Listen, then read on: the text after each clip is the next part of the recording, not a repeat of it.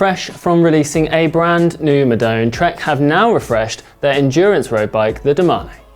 As you might expect from a new bike, Trek claims that this fourth generation of the Domane is lighter and faster after losing the front IsoSpeed and gaining an updated integrated cable routing system.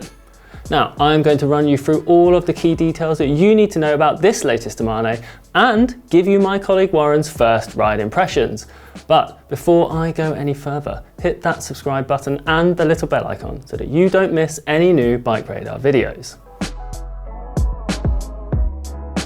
The brand claims to have shaved a dramatic amount of weight from the old Trek Domane, with both the entry-level SL and pricier SLR frame sets claimed to weigh 300 grams less than before.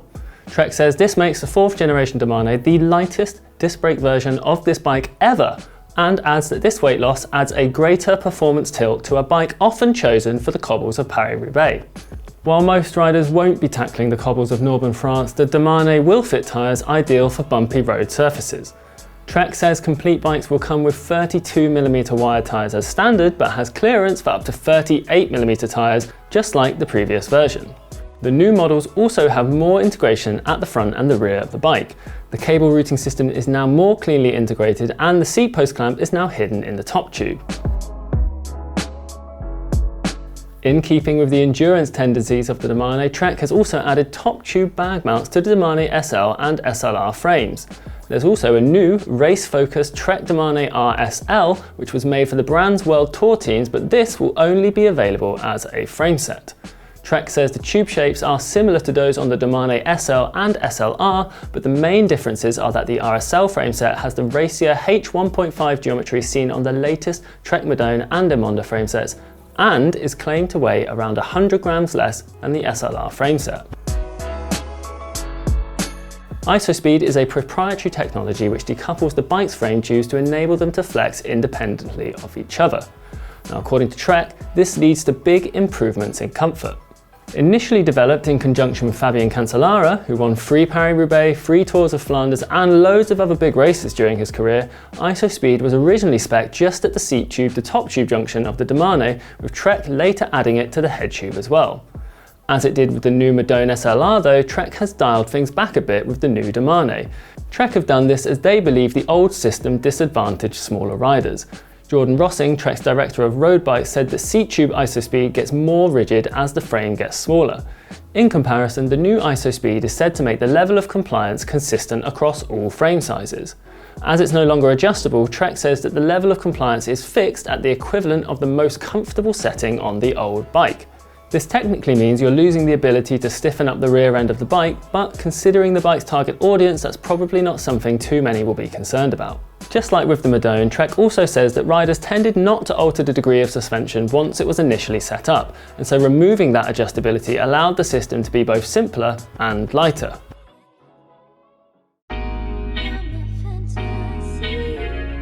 As is increasingly common with endurance road and gravel bikes, there are new top tube bag mounts along with the existing down tube storage compartments on the new Domane. Trek is particularly keen to emphasise the new Domane's versatility, saying that it is a comfortable performance road bike which can handle everything from Paris-Roubaix cobbles to long weekend rides, light gravel and even fast group rides on the road. As mentioned earlier, tyre clearance for both the Domane SL and SLR models remains at a healthy 38mm. Now, as I'm sure many of you will have noticed, that is large enough for some gravel tyres.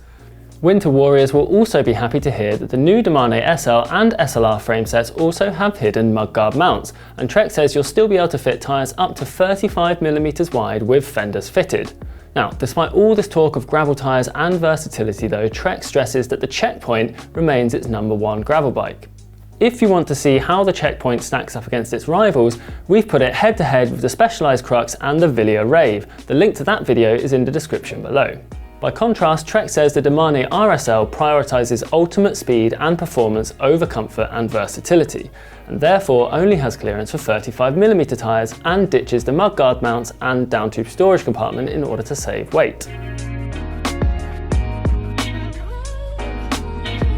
According to Trek, the Domane SL and SLR have identically shaped frame sets, with the only difference being the SLR's lighter 800 series OCLV carbon.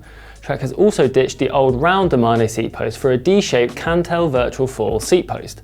The new integrated RCS Pro stem helps clean up the cable routing at the front end significantly, with cables now routing under the stem and into a removable cover. Trek says this system cleans up the aesthetics of the Domane but still allows riders to swap stem sizes without removing or disconnecting brake hoses or gear cables. Trek says that some of the main feedback from racers was that the new Domane needed to be lighter. In fact, the new Domane SL5 is said to weigh 700 grams less than the first generation disc brake version of this bike. Besides changes to the frame, Trek says that reduction comes from lighter components as well as tubeless wheels and tyres. Trek also says the Domane is not only faster due to it being lighter, but also because of aerodynamic improvements.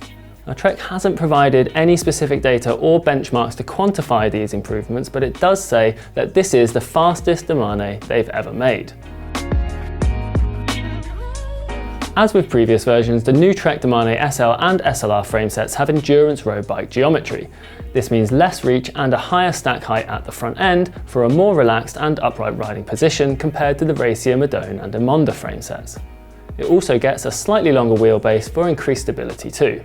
The Domane RSL framesets use the brand's more aggressive H1.5 geometry though, which is identical to that seen on the Emonda and the Madone. According to Trek, the biggest difference with the H1.5 geometry is that it's 4 cm lower at the front end compared to the standard Domane SL and SLRs, which makes it easier to get a slammed aerodynamic riding position. The 2023 Trek Domane SL, SLR and RSL are available to pre-order now in 12 different builds with 5 colourway options for each build and 8 different sizes from 44 up to 62 cm. Prices for complete builds start at £3,350 or $3,499.99 for the Domane SL5, which is spec'd with a Shimano 105 R7020 mechanical group set and Bontrager alloy wheels. At the other end of the spectrum, the most expensive model in the range is the Domane SLR9 ETAP. This costs £12,500 or $13,199.99 and has a SRAM red ETAP Axis group set with Bontrager carbon wheels. The SL, SLR and RSL framesets can all be purchased separately, with the Domane SL costing £2,700 or $2,999 and the SLR and RSL framesets costing £4,500 or $4,999. And that's everything about the new Domane from the spec sheet, but how does it perform out on the road? Well, my colleague Warren has been putting in some serious miles on a Domane SLR7 Force ETAP, and these are his initial thoughts. He feels that while previous generations of the Domane have been weighted more towards smoothing out the road ahead, this version brings it right back into the world of racing. This fourth iteration retains as much of the road smoothing magic as he would want, yet drops weight and adds a more sprightly feel that makes the new Domane SLR a formidable companion for all-day mixed terrain epics. Unless you opt for the RSL frameset, the ride position on the SLR version isn't the most aggressive amongst endurance road bikes, but Warren does note that the upside of this is that it's therefore a little bit easier to spend more of your time riding in the drops. In short, Warren feels that the new Domane is something approaching the perfect Sportive or Gran Fondo companion, especially if your rides are taking on mixed surfaces or less than perfect roads. Warren says it's road bike fast yet all road capable, and that it comes so close to the holy grail design for a one bike for all. Lofty praise indeed. What are your thoughts on this latest iteration of the Trek Domane though? Is this the ideal bike for all of you weekend warriors out there, or would you prefer a full-fat aero road bike like the Trek Madone? As always, let us know what you think in the comments below. And if you're looking for even more videos about Trek's newest road bikes, then why not check out our new video on the recently updated Madone SLR.